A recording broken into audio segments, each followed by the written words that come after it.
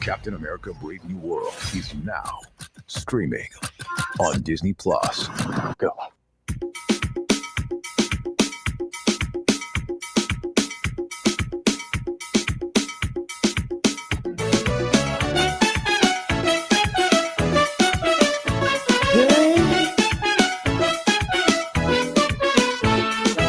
We have a little time to spend on this precious earth, my friend. You never know when it will be over. Every day you live to see, give praise to the Almighty. You never know when He'll call your number. Hey, if you see a man fall down, pick him up from off the ground. Remember that man could be your brother. Yes, you might fall down someday. Someone else might be right there to hand you a precious glass of water. I said to live nice with your neighbor. Live nice. Live nice. I said to live nice with your sister. Live nice. Live nice. Cause remember, naked we come, naked we go. We here today, gone tomorrow. Swallow your pride, put hate aside, and live nice. Live nice. Live nice. Live nice. I said to live nice.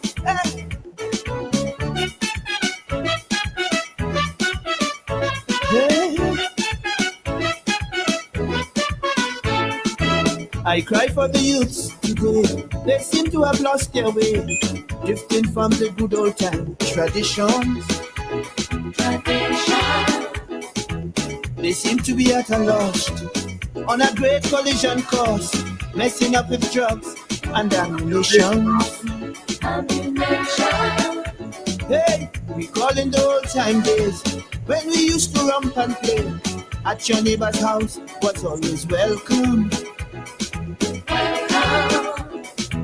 Whatever they cooked, you eat. Wherever night fell, you sleep. Children were respectful to their elders. I said to live nice with your neighbor. Live nice. Live nice. I said to live nice with your brother. Live nice. Live nice.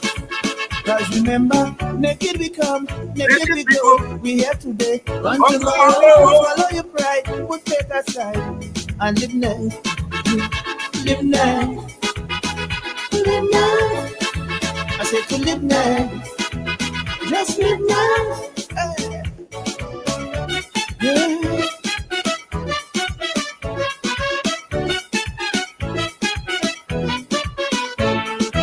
Ignorance and jealousy are pillars of treachery that leads on to bitterness and hatred. The longer you remain vexed, you never know what comes next. You might do something that's not so sacred. Hey, forgiving is hard to do. The things that some people do, your basic instinct is just to choke them. But anger is poisonous. It just is not good for us. It could lead to some serious heart problems. Hey, I said to live nice with your mama. live nice, live nice. I said to live nice with your poopa. Live nice, live nice. Cause remember, naked we come, naked we go. We here today, but tomorrow. Swallow your pride, put it aside, and live nice, live nice. People live nice. I said to live nice, just live nice.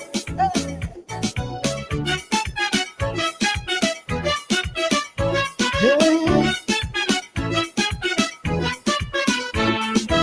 How drastic the world has changed. Nothing is sacred again. Disrespect is now the new world order. Mr. Dollar Bill is king. Some men will do anything. Once the price is right, they'll sell them more than. Hey. Yet all is not lost, I say. If we take one step a day, we could make a little reparation. Nothing is impossible. Oh God, we need a miracle. Got to find this missing generation. I said to live nice with your neighbor. Live nice, live nice. I said to live nice with your daughter. Live nice, live nice. Cause remember, naked we come, naked we go. We here today, and tomorrow. Swallow your pride, put it aside, and live nice. Live nice. Live nice. Say to live nice. Live nice. Hey. Mommy, live nice. Live nice. Papi, live nice. Live nice. Brother, live nice. Just live nice. People live nice. Yeah, we live nice. I said to live nice. Live nice. Mama live nice. Cousin live nice. Auntie live nice. Uncle we got to live nice.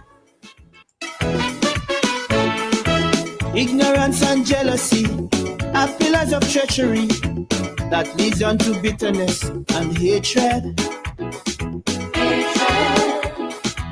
The longer you remain vexed, you never know what comes next. You might do something that's not so sacred. Hey, forgiving is hard to do. The things that some people do, your basic instinct is just to choke them. But anger is poisonous. It just is not good for us. It could lead to some serious heart problems. I said to live nice with your mama. Live nice. Live nice.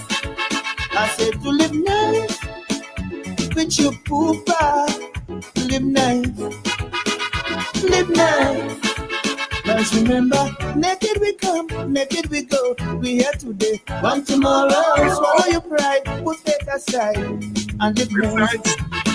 Live nice. People live nice. I said to live nice. Let's live nice.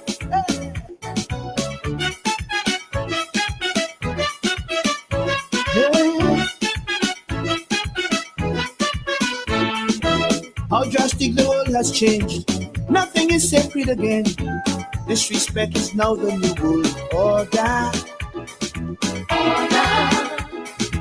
Mr. Dollar Bill is king. Some men will do anything. Once the price is right, they'll sell them more than. Hey. Yet all is not lost, I say. If we take one step a day, we could make a little reparation. Nothing is impossible. Oh God, we need a miracle. Got to find this missing generation. I said to live nice with your neighbor. Live nice. Live nice. I said to live nice with teach your daughter, live nice, live nice. Cause remember, naked we come, naked we go. We here today, on tomorrow. Swallow your pride, put it aside, and live nice. Live nice, live nice. Say to live nice, live nice. Hey, mommy, live nice, live nice. Papi, live nice, live nice.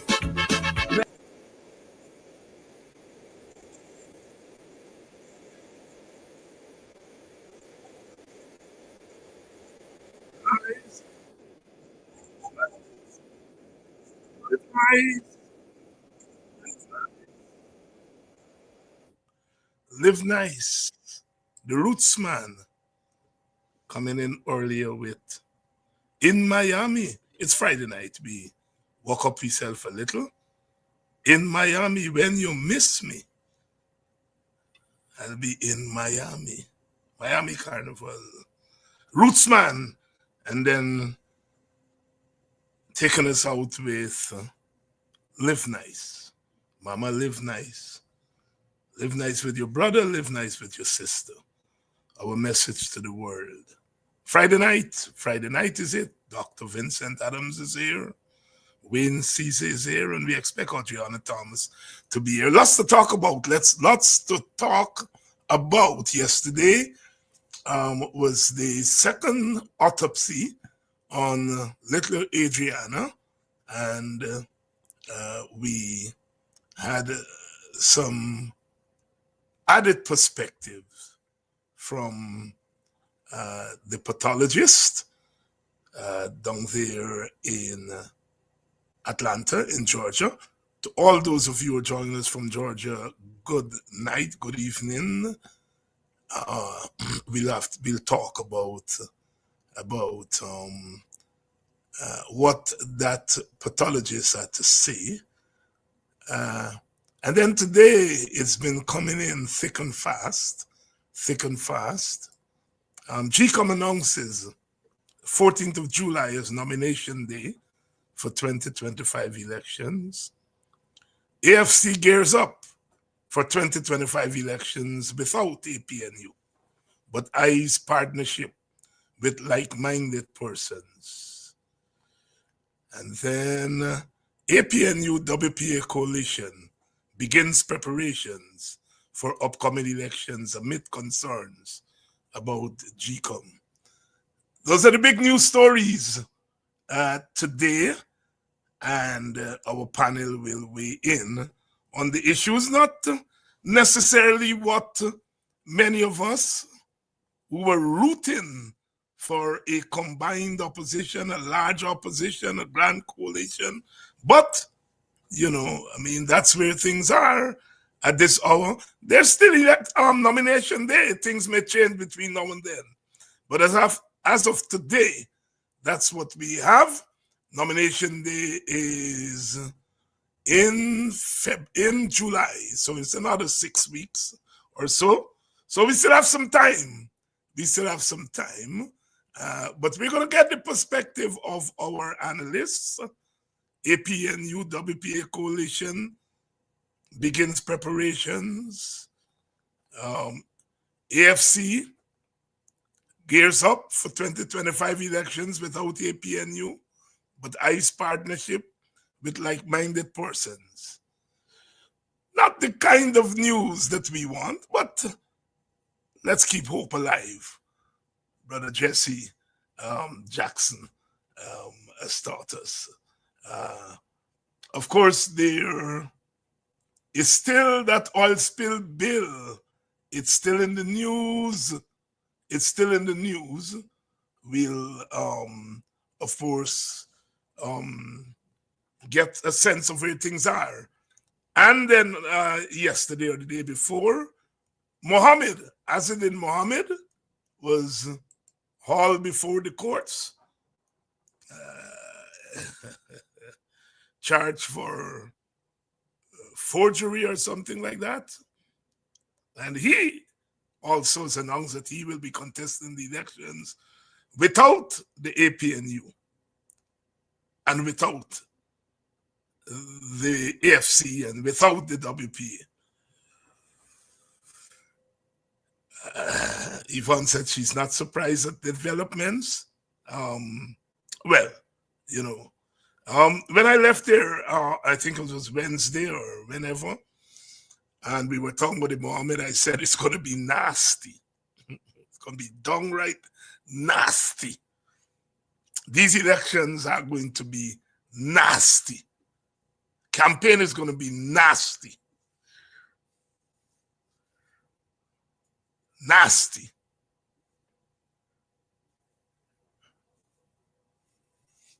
Some of y'all didn't believe me. Yeah, you know, you heard Mr. Jack Dio yesterday. He said a couple of things.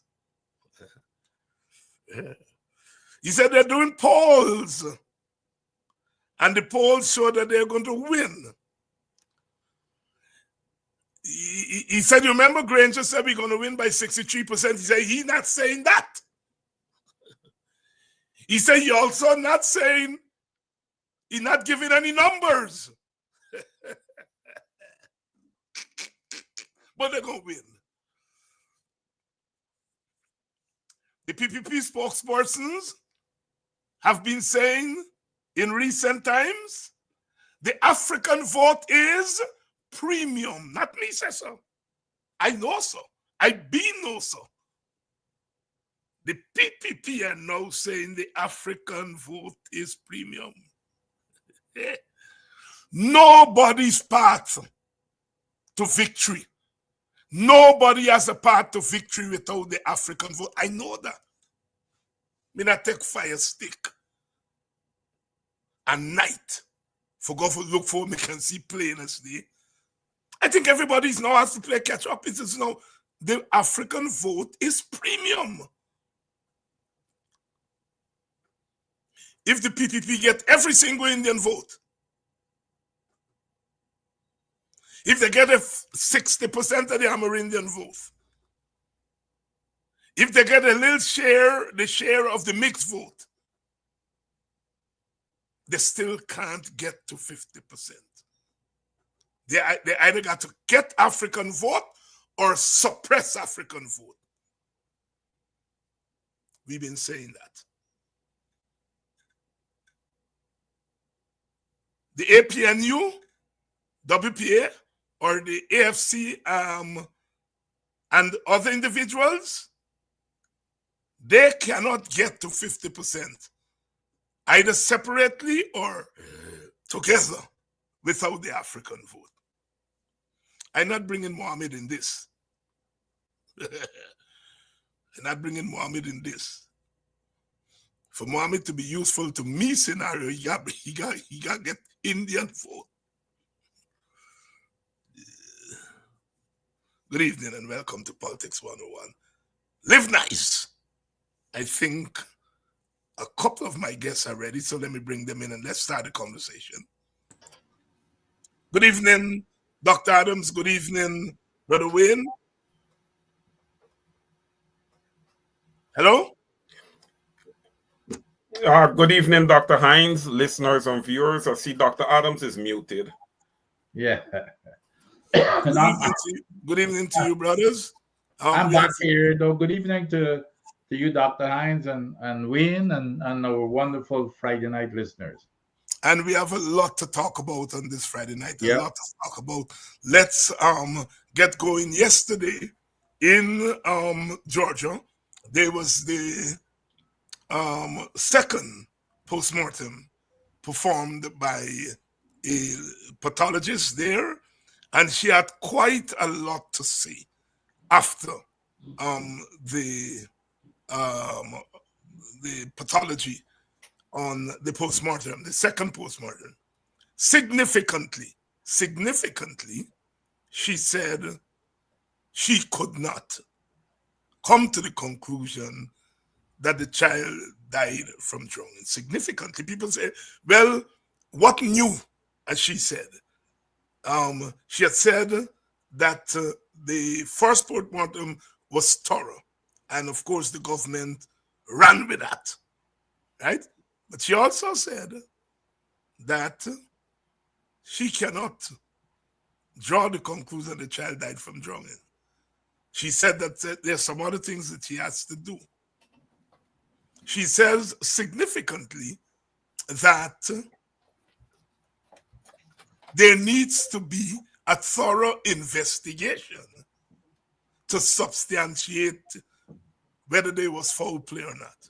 Now, while that is going on, while she is saying that yesterday, out of the blues the day before, the government / police publicized the report of the postmortem that was done in Georgetown. And they said that from that postmortem, they have concluded that she did not die from foul play. I don't know where the investigation. Then they said the Canadian man that they bring also conclude that she did not die from foul play. So the police preempt the second postmortem. Politicians don't do things because they want to do it.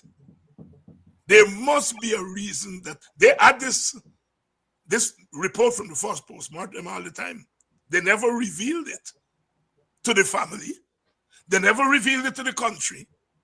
But because that child body was flown to Georgia, and because now there's going to be a second opinion, they throw it out. They put it out there. But most important is that the police said they have closed the case. They have what? Closed the case. Dr. Adams, you are a scientist. You're not a forensic person, but you are a scientist, and so you understand the methodology of science, right? Well, you and I, when we were school boys, we used to call the hard science, right?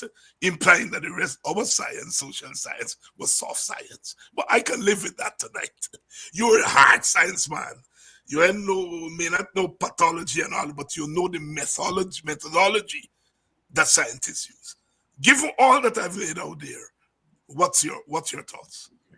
And you can, even though I'm not a forensic expert, but you can see the professionalism of this lady who's following a process. And it was so refreshing listening to her explain, and she was very careful with her words. Very, very careful with her words. And even walking between the raindrops, but you can read between the lines what she's saying. As a matter of fact, she came out clear and she said this here is suspicious, highly suspicious, as a matter of fact. Now, a woman of her caliber will not come out and make such a statement, right with a conclusion that this here is highly suspicious without her knowing something is happening here. And throughout her explanation, she was very thorough. But so there is, the woman said that is highly suspicious. And go look at her words.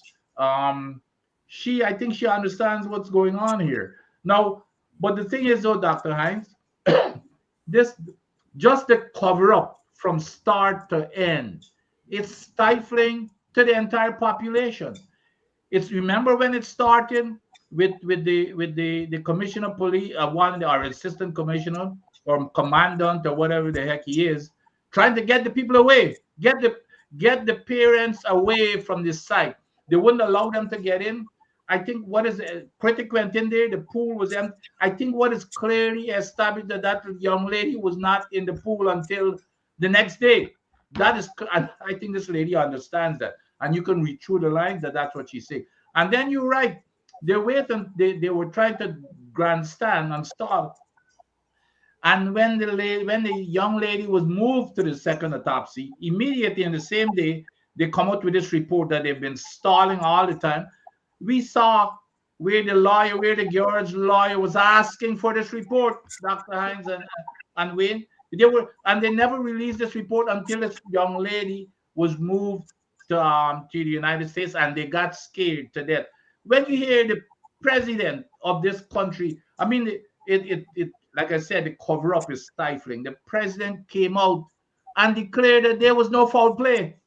The president, I don't know when he became, forensic specialist, but he comes out saying everything that happened here throughout this case, it's a cover up. But I think there's lots more to come from this same lady. Lots more to come. Wayne Caesar, over to you. Yes, Dr. Hines, good evening again. Good evening, everyone. Look, yesterday was quite interesting, but not surprising. When she said that, there's a high probability. Okay, there is a high probability. Right? Do the math. You're going to see that, there's a great chance that there was foul play in this when she used the word high. That means that you didn't say possibility. High, she said right, probability. High, Which makes it high already. And then she said high probability. It's like high. Yes. Yeah, everything is high. That means, Dr. Hines, the chances are great. Right? And I believe on the ground, that is the belief of the people on the ground, that the chances are great that something happened here. Dr. Adams said it, he could not have said it better. There was nobody in the pool the day before, and all of a sudden a body appears in the pool the next day. Right? Look, evidence around that pool is showing that that body was planted there. Okay? That body was planted there, and there was gross negligence and dereliction on the part of the Guyana police force in this entire investigation. This entire investigation is a massive attempted cover-up. All right. And this cover-up is not just coming from at the level of the commissioner of the Guyana police force. It is coming from the executive. Okay. Because if you track, and this was never done, but if you track the phones of all the key individuals from the president right down, if you track their phones, I am sure that you are going to see communication right up the line between these men. And then what is also quite concerning is that the family would have called for the FBI. Now, you need experience. I believe that the crime scene needs to be reconstructed. I believe that there needs to be a thorough criminal investigation. Also, there should be a thorough forensic audit of the entire case here. All right. The Guyana police force cannot be trusted. We need to go back again from zero all the way through. All right. To figure out what would have happened here. It was very reckless by the installed president of Guyana to come out on a press conference and say that this child died from drowning. Because look at this last pathologist report and what she's saying, and look at what the installed president would have said. It is quite the contrary. So there is much more to happen where this case is concerned. There's a lot more information that needs to be gathered. I believe that everybody who was present at that hotel that evening need to be interviewed thoroughly. Okay. And yeah, we need to get this right, Dr. Hines. This one, they have to get it right. And in getting this right, I believe there's a great chance that the PPP as a government can fall, because I believe that this is coming from all the way at the top, at the executive level. They must get it right. And of course, we will wait and see. I think this is a big case. This is what the PPP did not want, and this is what has happened. Let's move rapidly. But you know that Dr. Hines, yes, because these are some things that she said, and we need to pay attention. She said that no, and that's what we've done in Guyana. The president and everybody else, they have ruled out anything else but drowning. Okay? And she said something different. Basically, what she was saying, you read through the line, that no other cause could be ruled out. And what she said here, she suggested that certain technical investigative capacities are needful if the truth will be uncovered. So all of this thing before, the police and everything, they want to rule out anything else but just drowning.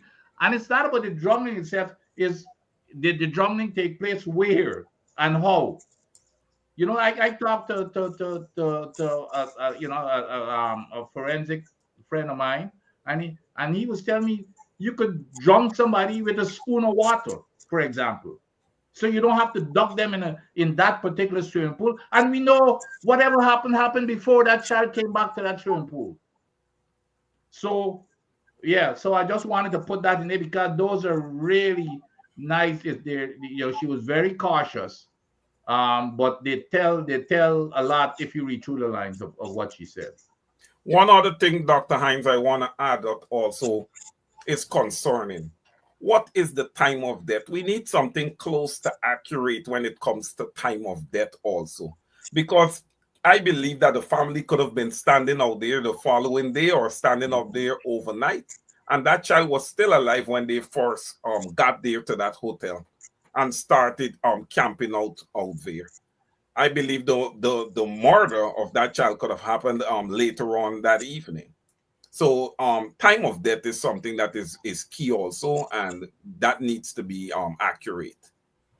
So we have lots to happen, but the pathologist has opened the door. Whereas the government wanted to close the door, the Guyana Police Force has closed the case. Very significant. Now, while all of this is going on, out of the blues, on Monday, the government, the president announces election is July 1st. After, just a few days before, the commissioners were working on a work plan for the earliest election on September 22nd. All of a sudden, the president announces an election date 3 weeks before. Out came the three opposition commissioners. They said, nobody discussed this with us. The president said that he got the word from the chairman. The chairman did not discuss it with us. All right. The next day, the chairman comes out. Oh, yes, I consulted with the CEO. I didn't consult with the commissioners. The president called me and asked whether the elections can be held in 90 days, and I told him yes.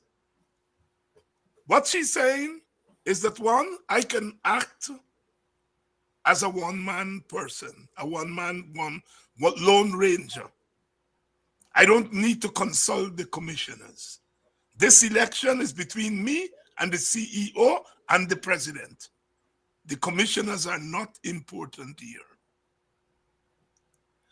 He's also saying that I am not accountable to my fellow commissioners. Oh no, I am not accountable to my fellow commissioners. The new work plan was worked on and agreed on yesterday. So what you have is a date and then the work plan for the date agreed on. When, as being the Guyana would say, you put the cat before the horse, because you have to do a plan, and the plan will tell you what is the outside date, what is the inside date. But now we do it back to front. The question, I think there are two questions I want to put to you all. One is the commissioner, the chairman of the commission, Justice Singh, is she acting democratically when she agrees with the president to a date for the election without any input from our fellow commissioners? And secondly, why is the PPP all of a sudden? They were telling us they got this plan, that plan, November is the election, and I think we believe them and they believe themselves. Something must have happened. In recent times, that they want to get these elections over as quickly as possible. The American ambassador said last week, there are things that we are concerned about, and one of the things we are concerned about is political stability, especially around elections. Inter Beniba, make Washiba take notice. What has happened in recent times? Well, in recent times, Audreyanna was murdered. And that murder showed the PPP where the ducks are lined up. I am putting it to you all, as the old people used to do in court. I am putting it to you. The liars say, Your Worship, I'm putting it to you. They couldn't put it, or they cross-examining the witness. I am putting it to you. They couldn't put it to me, countryman Dudu Sanko.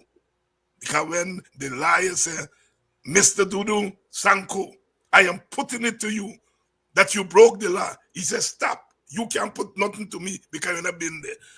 All right. But I am putting it to you all, even though me not been there. I am putting it to you all that this change of the date is deliberate. And it has to do with this Audreyanna's case. Dr. Adams. No question, Dr. Hines. People are not stupid. This here is common sense. And let me start first of all with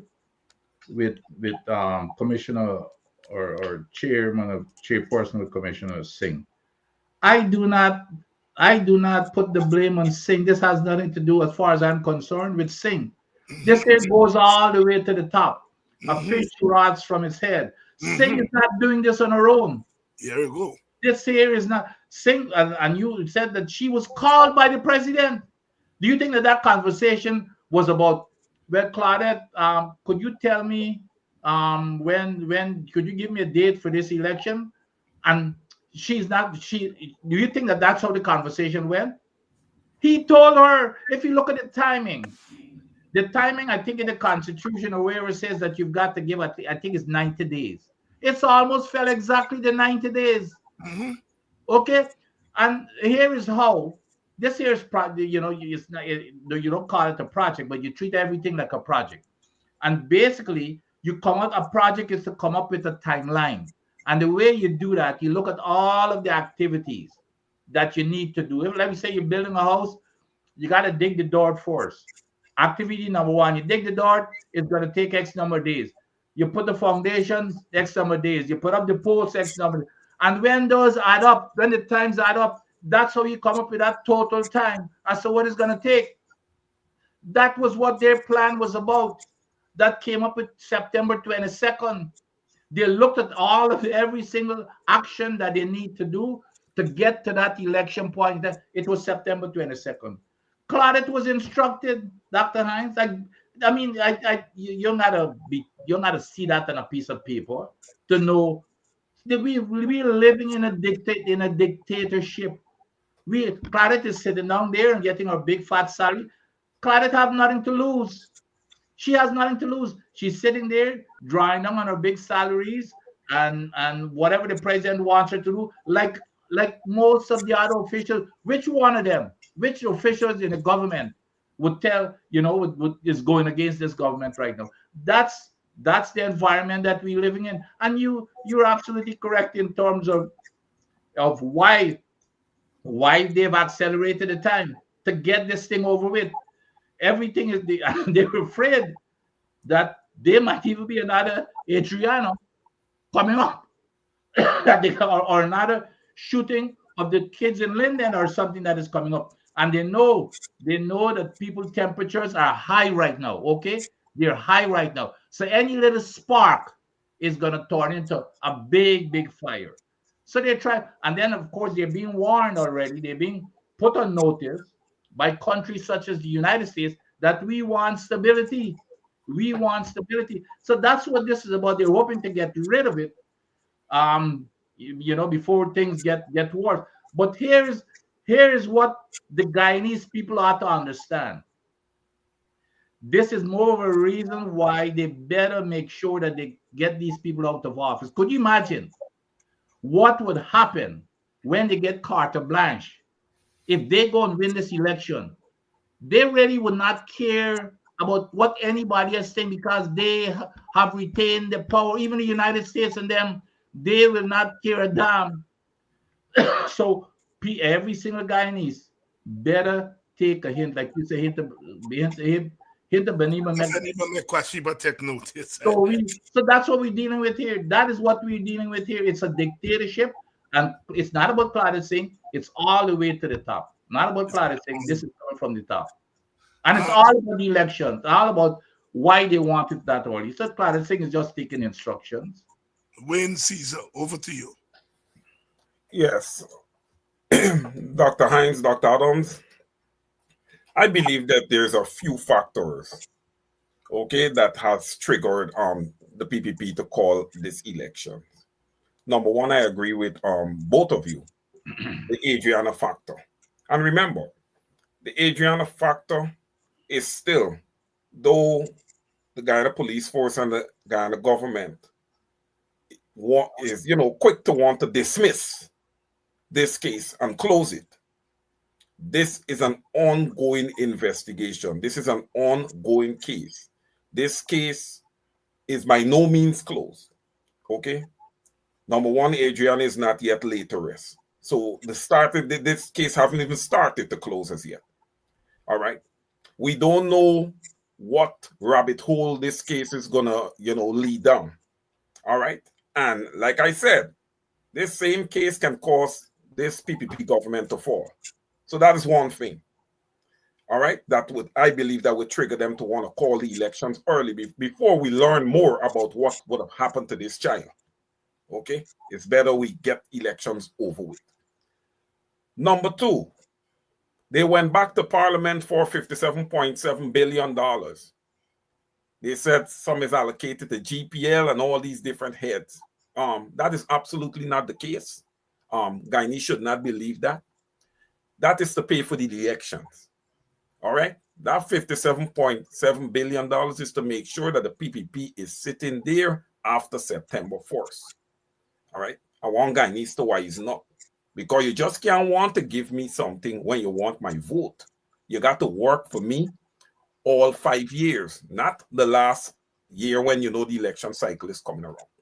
Right? The basis, and also, Dr. Hines, the third one, which is extremely important. Extremely important. The PPPC, like everybody else in Guyana, is witnessing what is happening on the opposition side. Okay? They feel as if they have the opposition at their weakest right now. And this is the best time to go in for the kill. All right? That's why Dr. Adams and Dr. Hines, it was essential.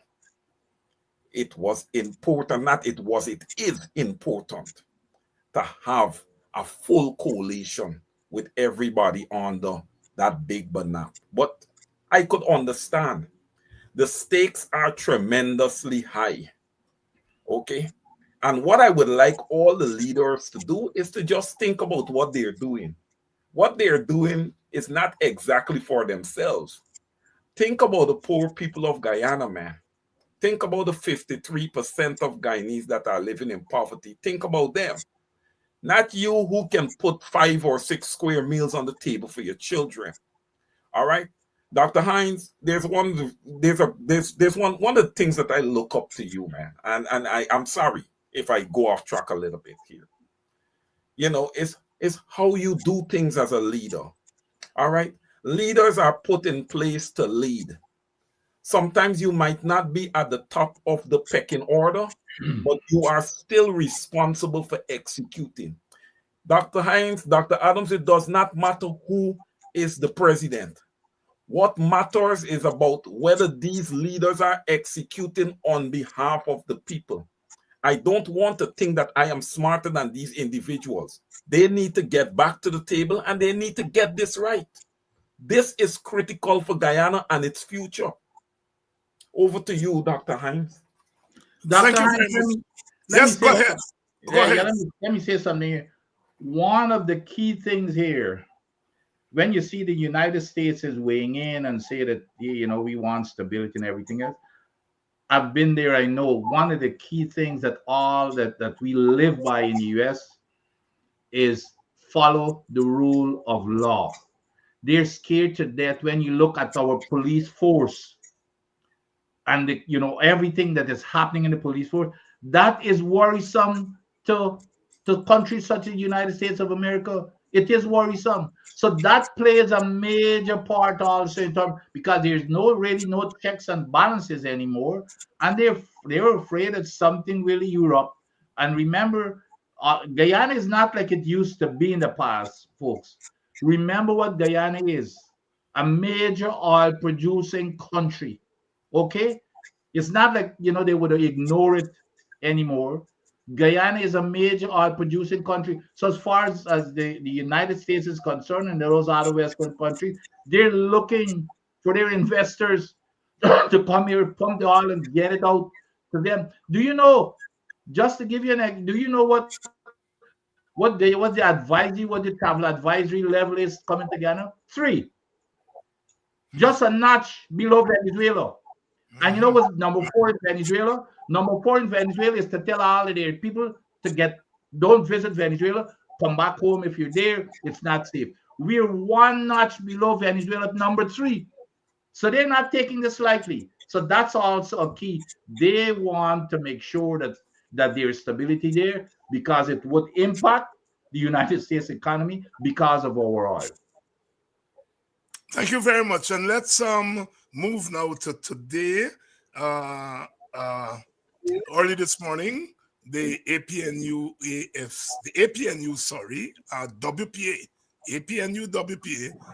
put out a statement, and it said in part, I will read parts of it and then have your comments. Our decision to participate in the elections did not ignore the fact that over the years, GCOM has refused to meet our demands for a clean voters list and the use of fingerprint biometrics at the place of poll. As such, these elections remain highly vulnerable to manipulation and fraud. The safeguards to ensure integrity can be readily breached, as we have already seen during the registration process, when persons can register without adequate proof of identity, country of birth, and address. The coalition, headed by a leader of the PNC, Aubrey Norton, noted that while it has serious problems with GCOM's election machinery, it decided not to boycott the elections, since such a decision would allow the PPP to gain control of all the national and regional space in the country. The vast majority of Guyanese are determined to get rid of the PPP, and we must afford them the option to do so by putting the APNU-WPA coalition's name on the ballot. There we have it. I think the big takeaway there I want your comments on. One, it's an APNU-WPA coalition. Second, that coalition has said very clearly, we are entering these elections knowing that they are not perfect elections, but to boycott would be to surrender space to the PPP, and to deny those who support those two parties, to deny them the right to put their eggs in pursuit of getting rid of the PPP. Let me bring you in first. Sister Audreyanna is here with us. Sister Audreyanna, your comments on the APNU-WPA coalition. Dr. Hines, I think that the coalition is, first of all, good night to you, Dr. Hines, good night, Dr. Adams, Wayne Caesar, and to your viewers. A coalition is important. And I was listening to your just to back up a bit, the question you asked earlier, I think what the government, the primary reason perhaps why the government has, or the president has called elections for September 1st is because the government, it shows that the government is concerned about a full collation. And I think over the past couple of weeks, they would have determined that there are issues as it relates to a full coalition between the PNCR, the WPA, the APNU, and the AFC.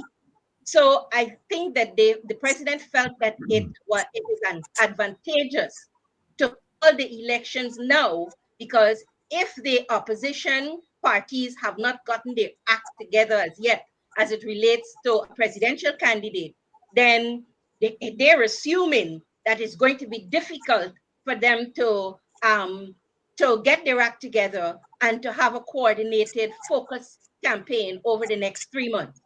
So I believe that is one of the primary reasons why they took the chance and called the election.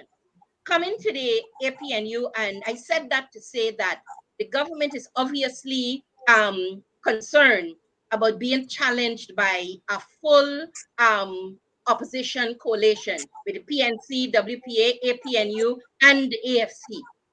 And nevertheless, I support the move to have the PNC, the WPA, and the APNU, whatever form that is, to form a coalition and contest the elections. I do believe that and then I learned this afternoon also that the AFC is also contesting by themselves. Yeah, we're going to come to the AFC. I want you to comment first. So I think that the APNU, PNCR, and WPA contesting, I think that they can still put up a formidable challenge to the PPP, because, like you said, at least the people who I talk with, 8 out of 10 Guyanese who I talk with, would like to see a change in government, and they feel that particularly the PNC, that the PNC has the mechanism, the scope, to collaborate with other parties and stand a good chance of winning the elections. So to say a yes, to say that I support a coalition in some form, and I believe that the PNCR, the APNU, and the WPA can organize themselves. They can galvanize and mobilize sufficient support to contest the elections and even win the elections. I would say that, based on feeling that I'm getting from the ground.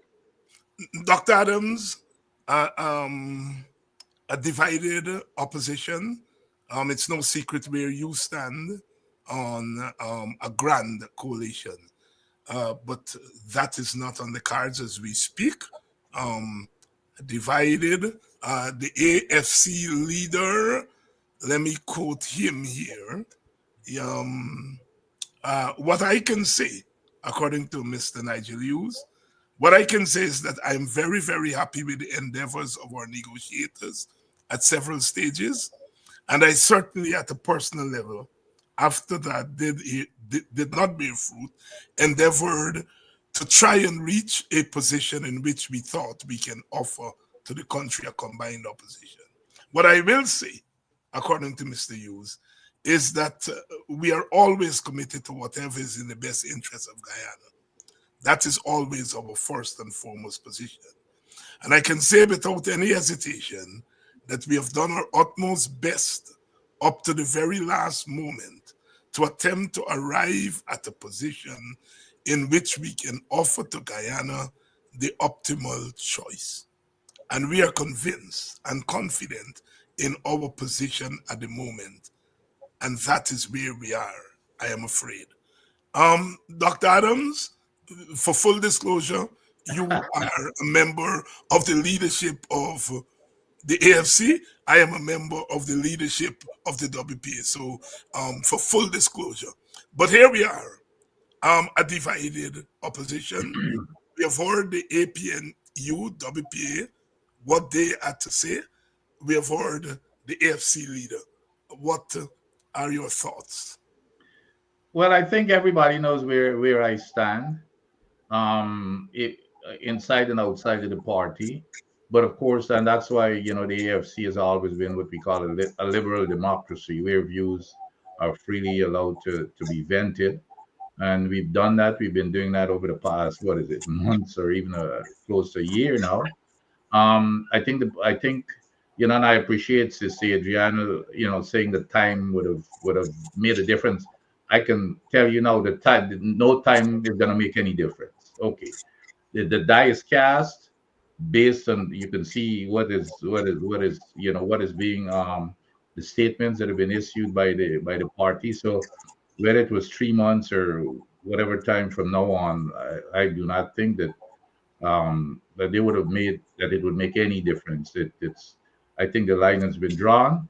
I don't think it's the right decision, but the AFC, for example, the majority feels differently. So that's only my opinion.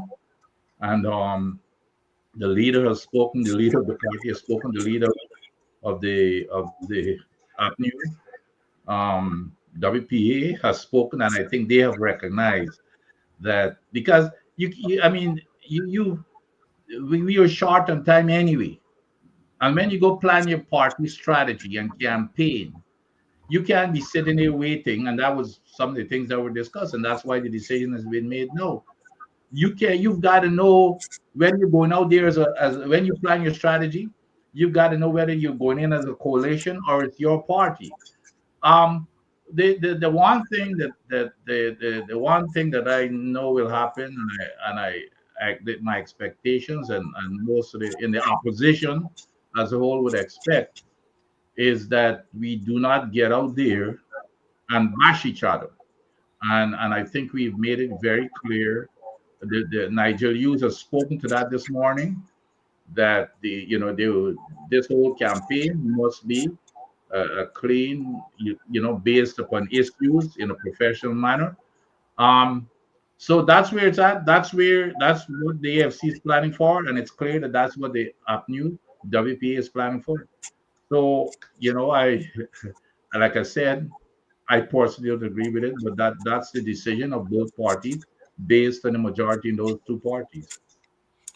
Thank you very much, Dr. Adams. And I have to add that I too believe, and the WPA believes, in a grand coalition. We believe that gave us the best chance, if our objective, as Nigel has said, is firstly to remove the PPP. If that's our primary objective, then the broadest coalition gave us that thing. We in the WPA sacrificed whatever little we bring. We decided very early that whatever little we bring is going to be best used as part of a broad coalition among the AFC, the PNC/APNU, and the WPA, for example, never put his presidential candidate as a contender for the top spot. We removed that. We never started our discussions with the PNC based on how much we will get. We started it by saying what our strategy is going to be and what our common platform could look like. Maybe some will say, we gave away our hand very quickly, and when it comes to negotiations, we are going to be shafted. But we felt that was the best signal to send to the country that we are serious about removing the PPP from office. So just for full disclosure, I wanted to put that on the table. We put our coalition talks with the PNC on pause, waiting the conclusion of the talks with the AFC, because we believe that the AFC is vital to the coalition, very, very vital, and we continue to believe that today. What this does is that it pits two opposition groups against each other in an election, which is not a nice prospect because we know what elections are, right? And so I just want to say that I'm disappointed that the WPA is disappointed, but we had little or no impact on the decisions of the AFC and the APNU at that level between them. Before Wayne goes, let me quickly address something you just said there, Yeah. which is very important. And I think all is not lost in terms of, well, the coalition in terms of getting together. However, the way that the opposition would campaign is not, I don't think is going to be pointing shots at each other. I think it's going to still be aiming to get the PPP out of power. So I think, in terms of us, of the opposition parties getting out there and fighting down each other, I do not think that will happen. And I think Nigel said something to that effect today. But I know that is the intention, is not to go and let us fight each other. That's not where everything should be pointed. It's that, again, getting back to your thing, that the main objective is making sure that a PPP does not run this country anymore. So that's when I say all is not lost. That's the secondary part of that. Secondary part of it. When Caesar, immediately as the APNU WPA statement went out this morning, the PPP outlets went on overdrive. The Chronicle said Norton says he wants racial unity, but he is going into the election with people who made racist statements, a la Ogunse and Hines. iNews said Norton is going into an election with Ogunse, who made racist statements at Buxton and so on. Immediately, they're trying to break up that coalition. My long years in politics, my brother, tells me that when your opponent trying to tear you apart, there is something in that they fear. Over to you. Well, Dr. Hines, first of all, I would rebuke such a statement, because I recall you are one of the people who would have been calling for so long for a national government, for shared power in this country. And I hope when they made that statement that was not forgotten. So it shows that, you are on a unified front. And then also, just for a little bit more leverage on that, the WPA was the first party to come out and say that they're coalescing with the APNU. When you said, yes, Dr. Hines, you played your hands early, but you also sent some firing shots at here. There's going to be unity here. Okay? And like you, I share the sentiment that I am disappointed that there is not a full coalition with the AFC involved, because the AFC do bring, vital skill sets to a coalition. The AFC is loaded with intellectuals. Not saying that the PNC and the WPA does not, because they are also loaded with intellectuals. I believe the opposition has some brilliant people on their side. They have some powerhouses on their side. But that being said, we have to be very, very careful with all these parties running separately. And like you guys would have said earlier, not stepping on each other. And Brother Nigel, you sort of after that will not be the case. But also we need to make sure that also resonates in Parliament, where none of these parties are voting along with the PPP to the extent there's a minority government. We don't know what the results are going to be here, but to the extent there's a minority government, we have to make sure that we're not voting along with the PPP. And to put all of this in perspective, there's a lot of vote electors out there, and I'm going to the electorate now. There's a lot of voters out there that is on the fence. I heard, we've been talking about the coalition. Have we spoken about the possible impact and Azruddin Mohammed would have? We're coming to that. We're coming to that. Okay, then Dr. Hines, I go over to you. Dr. Hines, I would just like to add in relation to what you said about the comments about you and Gunsi. The PPP is going to the election with the vice president who made racist statements at Babu John. They're going to the election. Christopher Ram brought a case against the vice president, all right, for, I think, inciting racism, I think.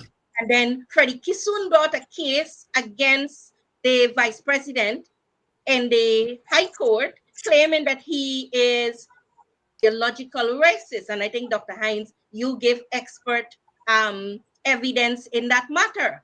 So we are going to the elections with a vice president who also has a lot of racist, there are more than allegations attached to him. In addition to that, Dr. Hines, in this campaign, the response will be that action speaks louder than words. Ever since 2020, what we have seen, I've had discussions with professional Guyanese who would have said to me that Guyana has never really had a race problem. We've had, not a race, sorry, a class problem. We've had a race problem, but we've not had a class problem and a caste problem. Ever since 2020, this government, this PPPC government, have opened the Pandora's box. I have never heard racism spoken of so often. I was trying to do a survey as to how many times the word racism was mentioned in the press from 2020 to 2025 and compare it with, let's say, the 20 years ago. And so there's something, life is about stimulus and response. And so what it is that happened in 2020 over the past 5 years that would have provoked this racial or racism being included in our everyday conversation now.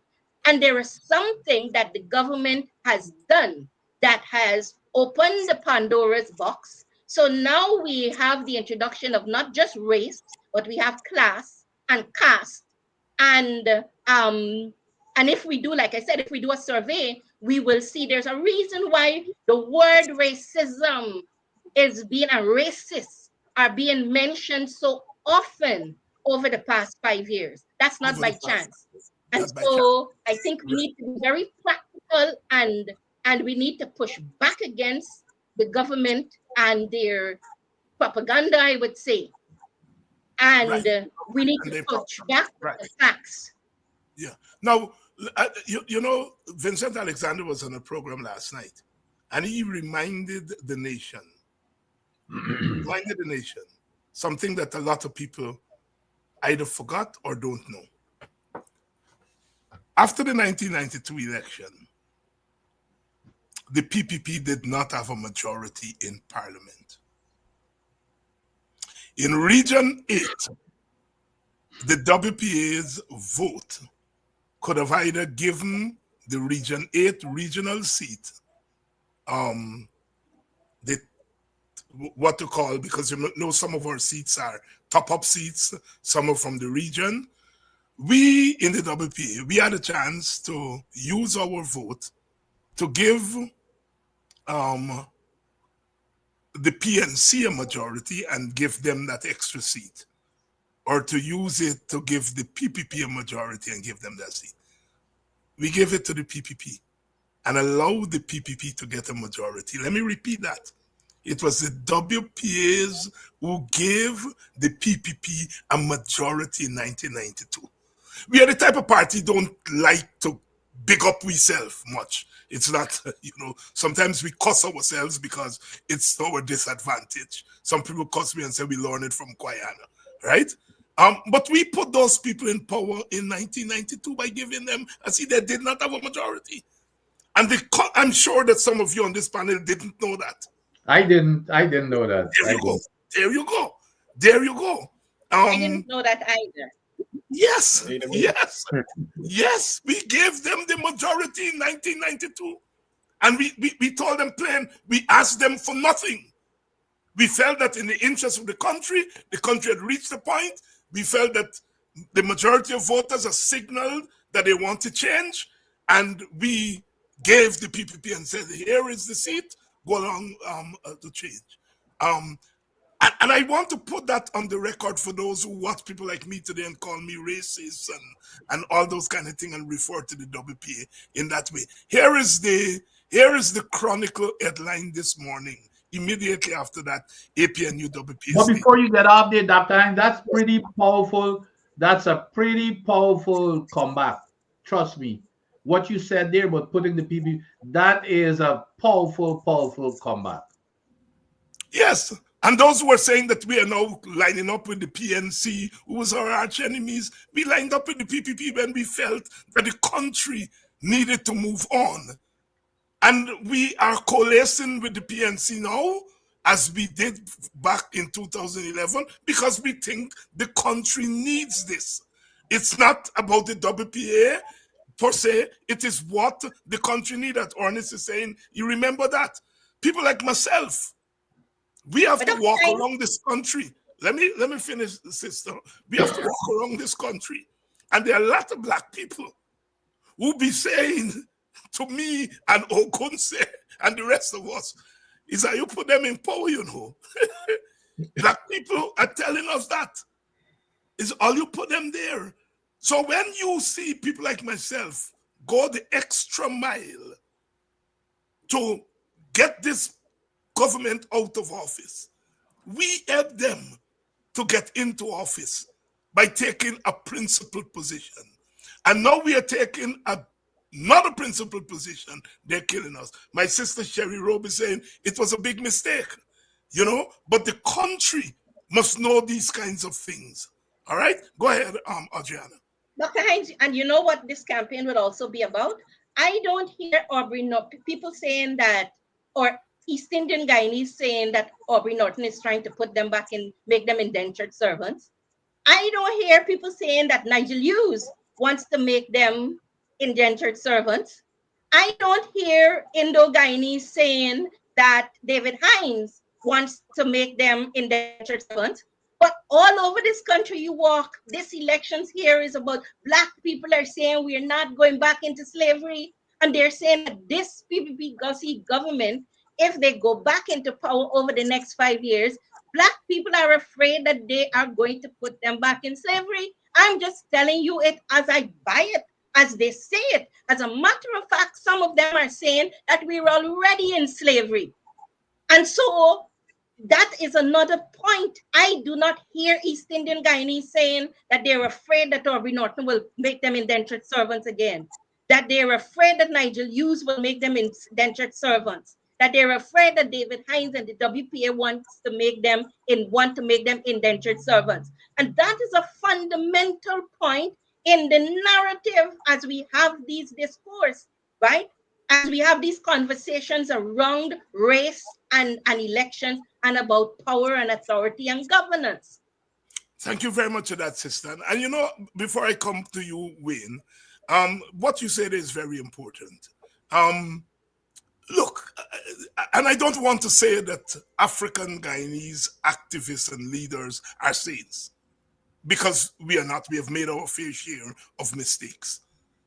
But our leadership on all in the AFC, in the PNC, in the WPA, we got to be careful not to offend the Indian Guyanese people. If I see anybody on this show, disrespecting Indian people as Indian people, I will pull them up.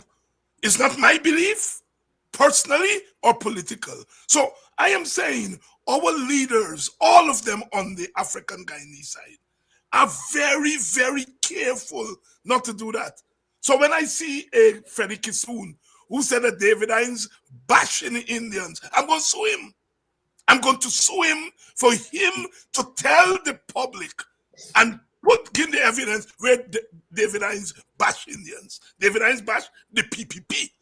And he doesn't only bash PPP Indians, he famously bashed PPP Africans. All right, equal opportunity. If bashing the PPP, they equate that with bashing Indians, then it is a function of their warped mind. They are saying what you just say, that most people think, that the PPP is pro-Indian and anti-African. All right? And so we go extra mile, because you Indian people have not done African people anything. We are all victims of colonialism. We are all victims of disrespect by our post-colonial governments, and so therefore it is within our interest to move this country forward. Now, when let's face this thing head on. Here is the Chronicle headline this morning. AFC out.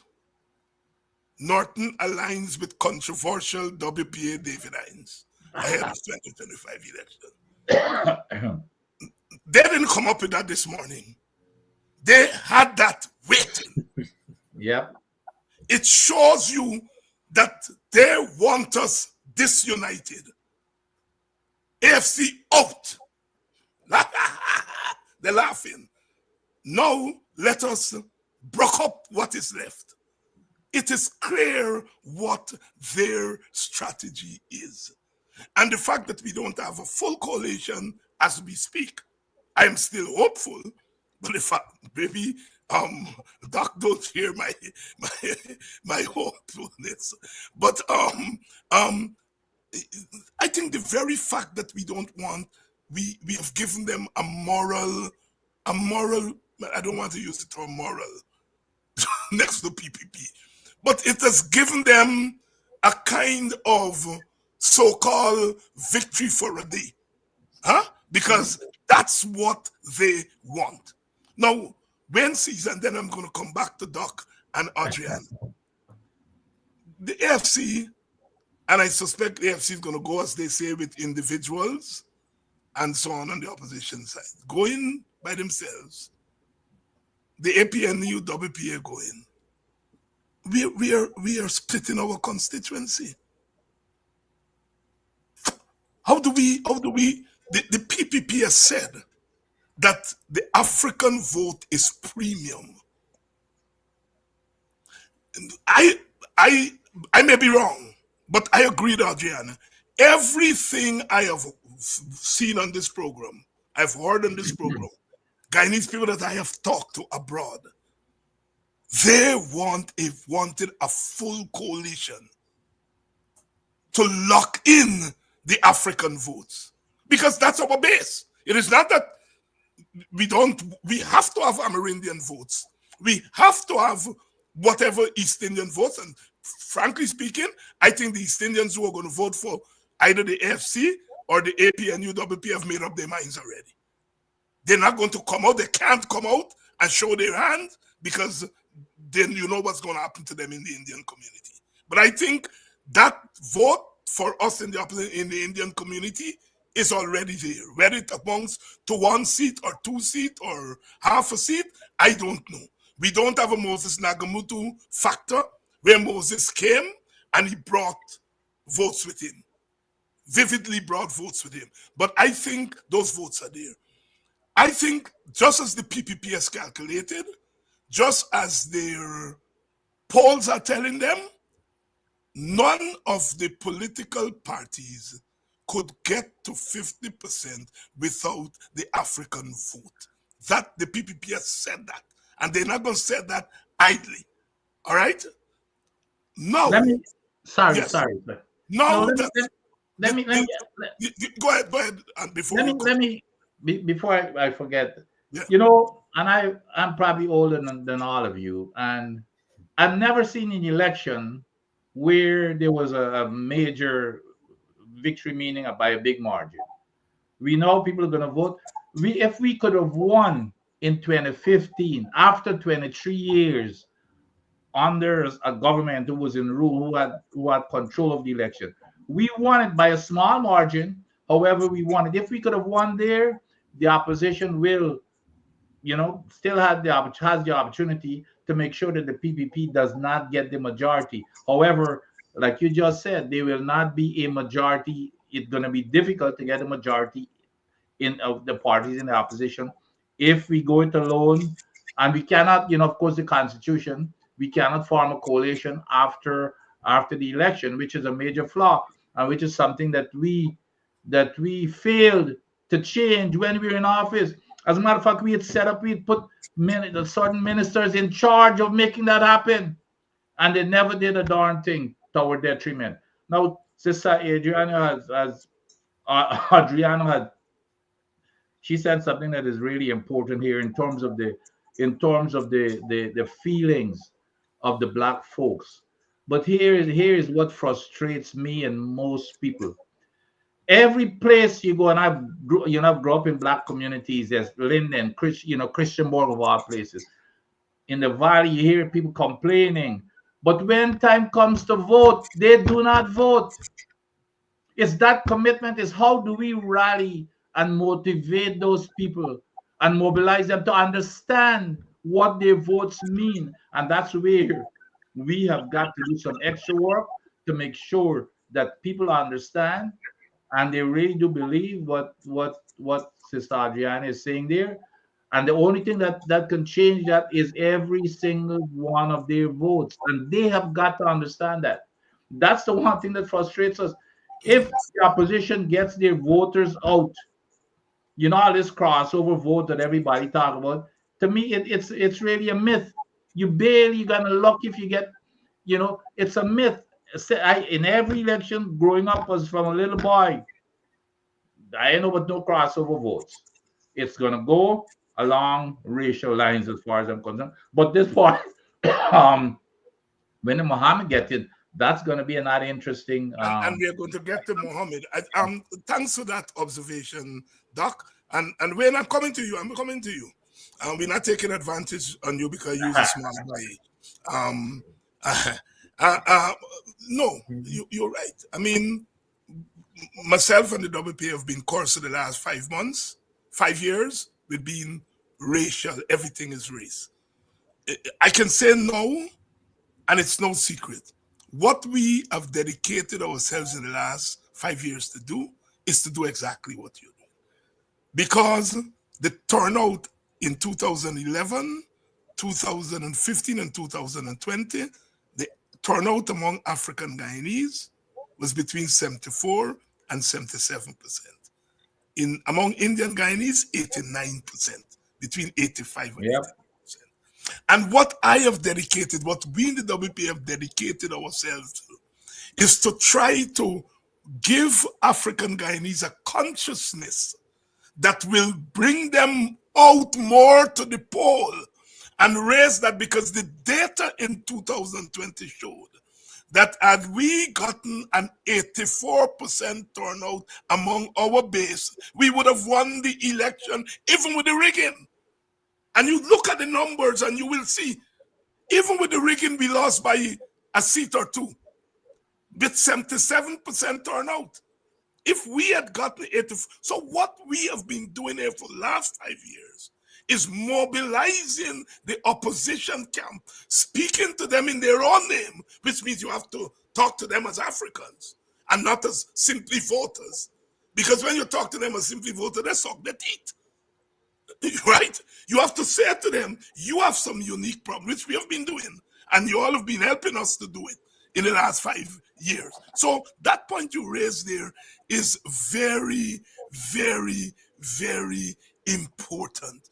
We have got to carry our turn up above 80% among the base. All right? And the PPP is trying either to buy some of our votes or to suppress our votes. Either way, they would get their way, either by buying or suppressing our votes. And so we cannot afford a margin for error. When Caesar, where does this leave us in terms of splitting our vote on the opposition side? When you're muted. When you're muted. Yes. Dr. Hines, can you hear me? Yes, we're hearing you now. Okay, yes, great. we're hearing you now. Great. Now, look, Dr. Hines, let's pivot a little bit here. Let's go back to last year. Okay, with this coalition. Let's go back to last year. The AFC and the PNCR mid last year had biannual congresses, both of them. After those congresses, we would have called for negotiations to start at that point. I believe what would have happened is that the carriage was placed before the horse. People wanted to campaign. People wanted to get a feel, get a feel of how strong their party was and stuff, to take polls, to do these type of things. I believe that was wrong, because you see that we don't have a complete coalition now. There's more time was needed for this, okay? And if we had started right or after those biannual annual congresses, we would have probably gotten a coalition by now. It is quite disappointed. And what we have to also think about here, we're talking about elections. What we also have to think about here is that we don't have a new voters list. We do not have biometrics. Okay? This elections here that is coming up here, it's not free and fair. There's no way that we can sit down and call this election free and fair. Okay? The other thing is that, we talk about elections, but let's think about this election and what makes it unique. We have never had an election in Guyana before whereby Guyana was an oil-producing nation. This is the first election that Guyana is an oil-producing nation and one of the fastest-growing economies, in the world. So blood is in the water, meaning that there's a lot more at stake here. And I agree with you guys that this is going to be filthy, and it is going to be filthy with propaganda. And one of the things in Guyana, in our election cycle, and when it's election time, that does not happen. We do not have debates, because Guyana economics is a big deal in Guyana. I see the Honorable Winston Jordan, former Minister of Finance, is on the live here tonight. That's going to play a massive role. Distribution of wealth, these type of things are going to play a massive role. And it's going to be interesting to see, how the opposition moves, with them being two kind of like different factions here, because that's what you have to call it. If they were on the same page, they would have been together. I have never seen something served up on a platter the way this election is served up on a platter to the opposition, and everybody just look at it and turn away. Okay, it's disappointing. I still have hope that they will come back to the table, okay, before it is too late. Over to you, Dr. Hines. Well, as they say, if you get lime, you gotta make lime swamp. And if you get lemon, you gotta make lemonade. That is what we have at the moment, and we have to think. Audreyanna, I'm going to take your comment, but let's fold it in to the next question, and that is the Mohammed factor, Azzedine Mohammed factor in all of this. Clearly, as a dynamic political country, and Guyana is, whatever you say about Guyana, I can tell you, I have traveled the Caribbean, maybe all of the countries in the Caribbean. There's no more dynamic political constituency than Guyana. Sometimes we don't understand. Those people in those other countries, some of my colleagues, they go through our letter section and they say, what? This level of political discourse. And I remember when I first went to America almost 50 years ago, I took a sociology class with a Jamaican professor. He asked, where everybody from? I said, from Guyana. He said, Guyana. He said, the only place in the world you go at midday at Stabrook Market and a man is standing there reciting Shakespeare from word to word, line to line. He said, nowhere else in the world you would see that. And you go to that man and you ask him, which school you went to, and he tell you he went to Fifth Standard School. We have a dynamic political community. We don't recognize it a lot because there's so many other negatives that come with our governance and so forth. And so tongues are wagging.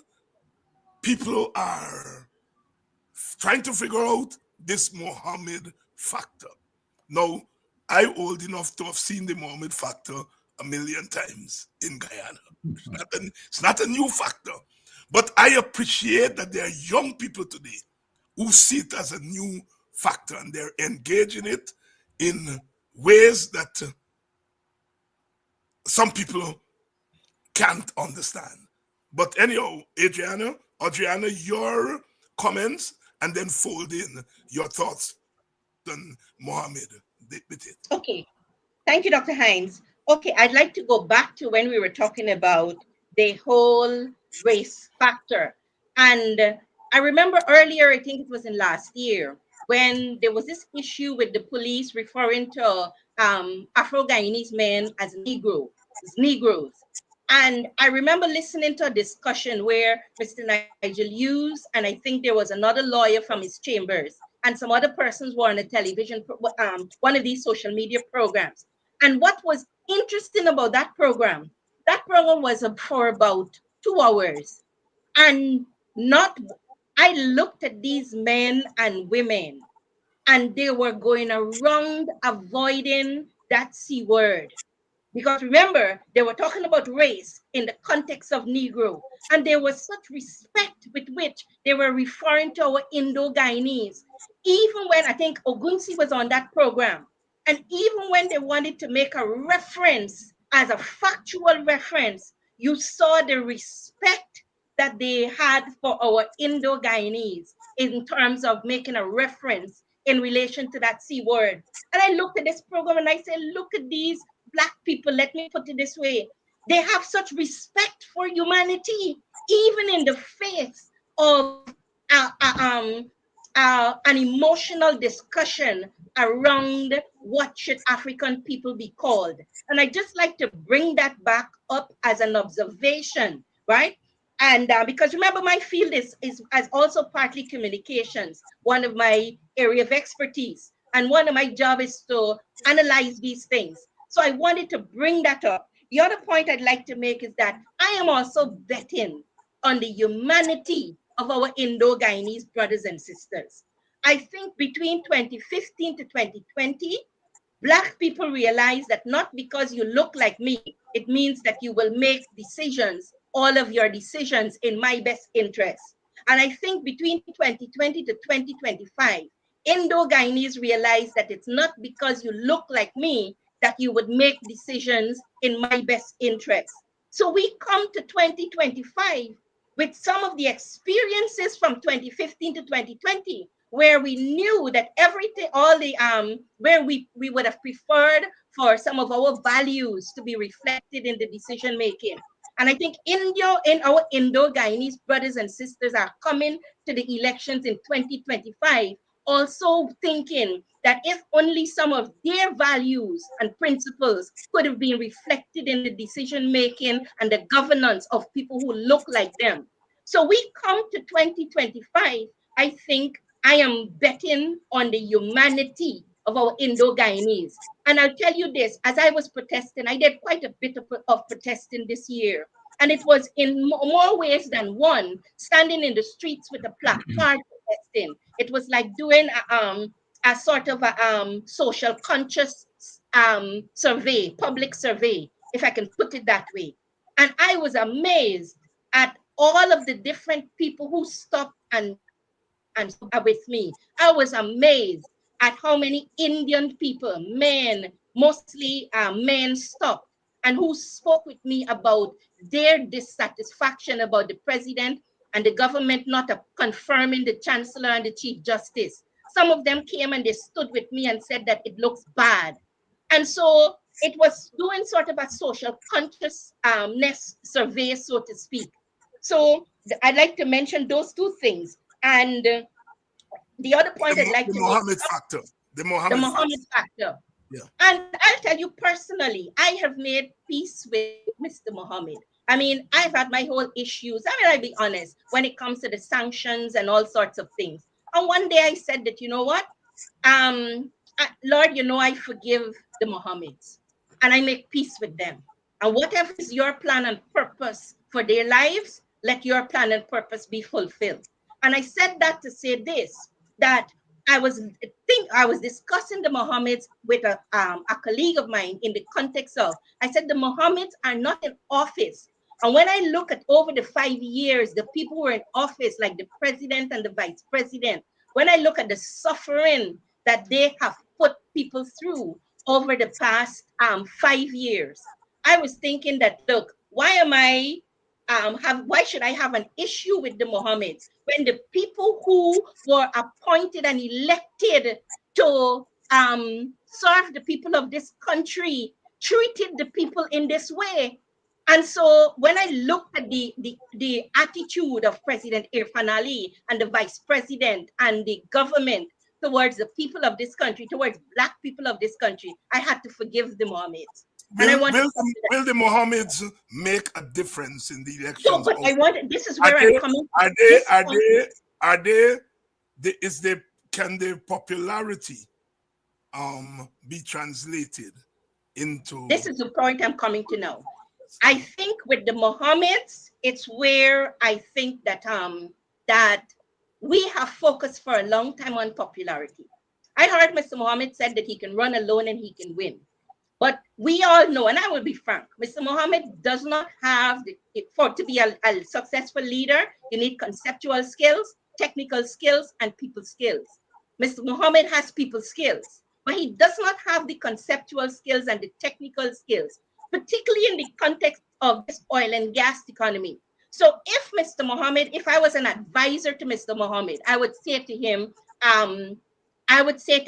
bring your people skills to the other political parties that have the conceptual skills and the technical skills. Because let's assume, and let's be practical, let's assume that Mr. Mohammed should win the presidency. He does not have the conceptual skills and the technical skills.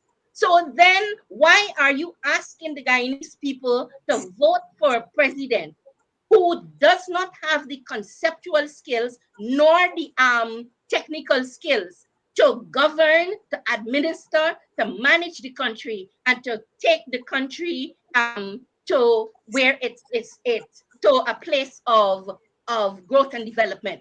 So my advice to him would be, frankly, and I'm being very frank here because Mr. Mohammed is a straightforward, frank person. So he would appreciate this. So I would say, connect with the parties that have the conceptual skills, whether you want to connect with the PNC, a WPA, whether you want to connect, I'm not going to send him to PNC. So whether you want to connect with the AFC, those parties have conceptual and technical skills that can help your people skills. So all of what we see in here that Mr. Mohammed has is people skills. Doc Mohammed, is Guyana, the Guyana that you and I know, how does the Guyana deal with Mohammed? And I'm asking that question because many of us ask that question of America when Mr. Trump first ran.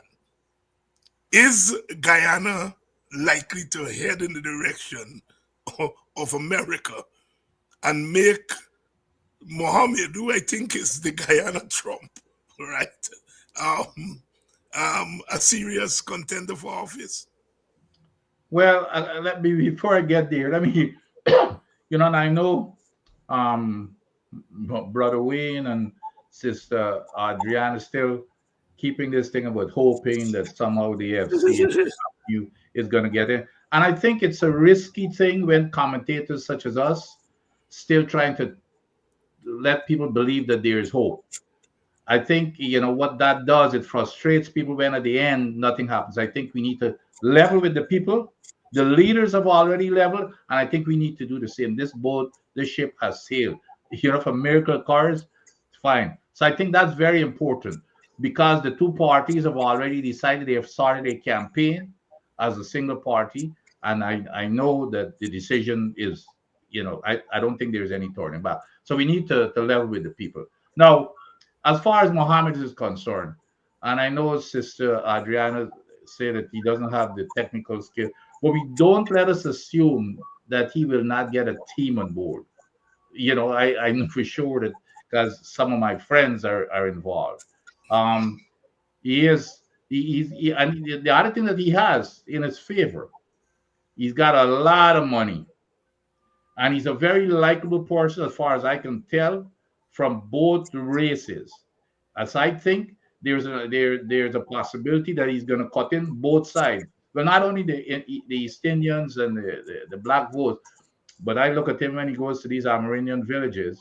He does the same thing. Don't let us forget the AFC in terms, and I think where you were getting at, Dr. Hines, is that third party. Don't let us forget that the AFC's first entrance into the elections, what did they get? Like what, 7 or 8 seats? That in 2000, what was it, 2006? 2006, yes.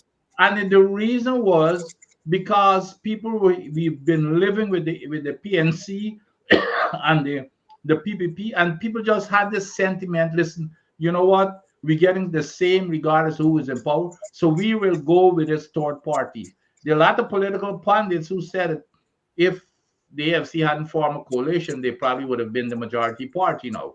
But my point is, so don't, and what you're seeing here, there was the same thing in the enthusiasm going towards this party.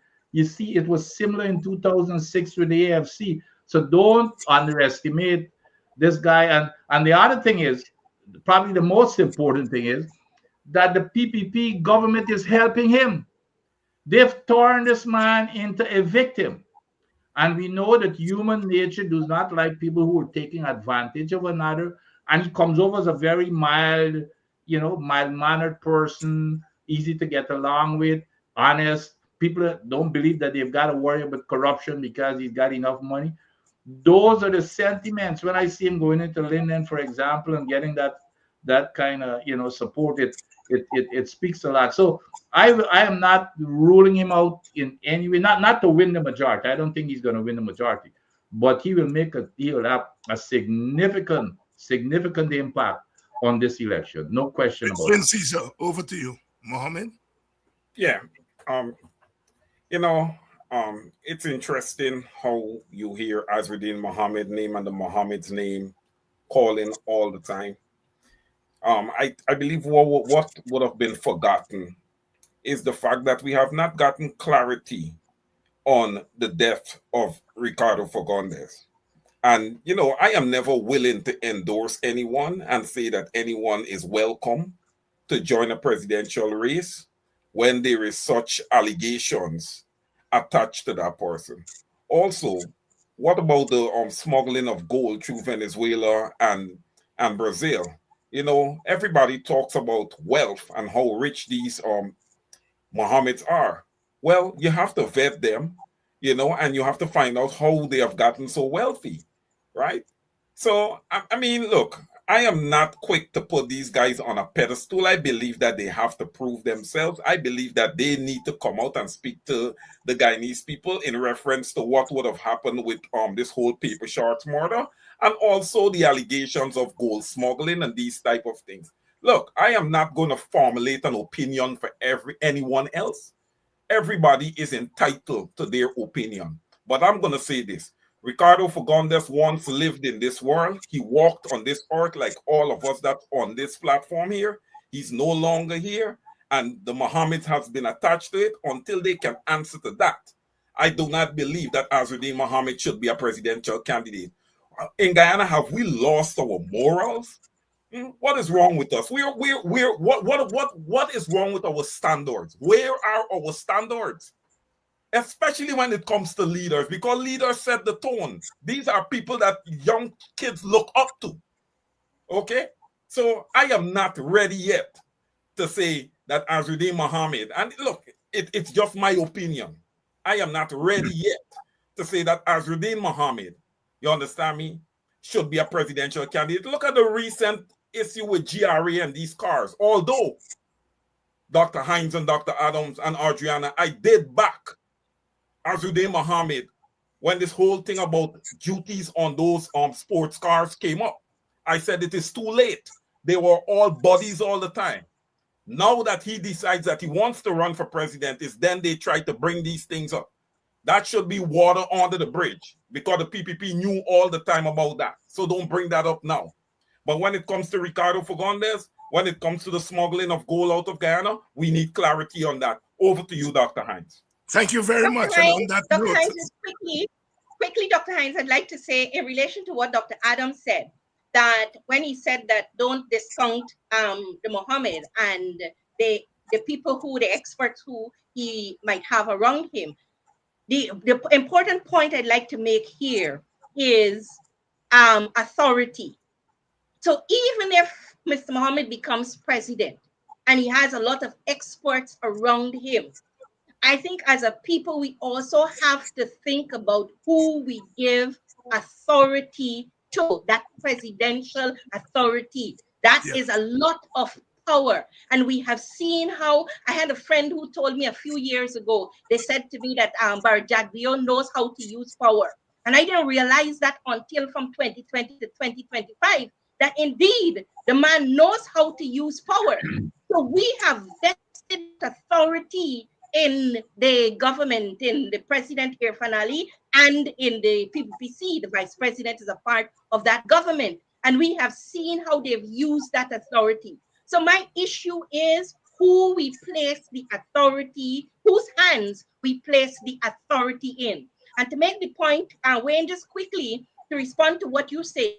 So if we're to use that standard to eliminate Mohammed, then the race will be between Nigel Hughes and Aubrey Norton, because we'll have to eliminate the vice president and the president too. I rest my case, Dr. Hines. Thank you very much, and I wish we can. On that note, we'll have to call it a night. We have stretched it up to 2 hours because we had a lot of issues to deal with. The Mohammed issue is not going away, but I think I have a good grip of Guyanese political history, and I've seen the Mohammed moments before. Dr. Hines, give me 10 seconds, because this here is important, that I think the media have missed and a lot of us have missed. In this same issue here with the Mohammed, and yesterday, you remember he was in the lockups, he was in base. What people have missed, when Mohammed says that he will reveal that he has evidence that the president facilitated all of this stuff, the president's response was very important and significant. Do you know what the president said? The president said, let him bring proof that the document, that the invoice he brought to me was not a fake invoice. You know what that is saying? That the president is admitting that he was involved in facilitating that he gets special treatment. So it didn't matter whether it was fake or whether it was legitimate. And that's an important thing that the media should be getting on, because it shows that the president himself is involved in this type of corrupt practice. Thank you very much. And as my colleague, Dr. Henry Jeffrey, would ask, show me how many PPP votes the PPP will lose because of that. That will resonate with our voters. Our voters. Hinta Beniba,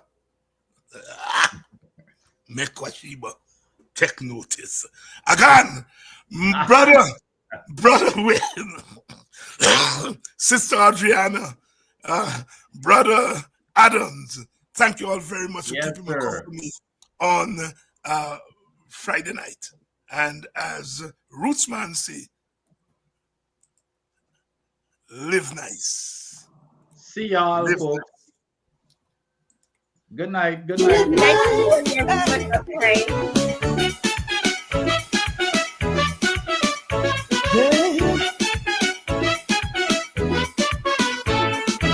I cry for the youths today. They seem to have lost their way, drifting from the good old time traditions. They seem to be at a loss on a great collision course.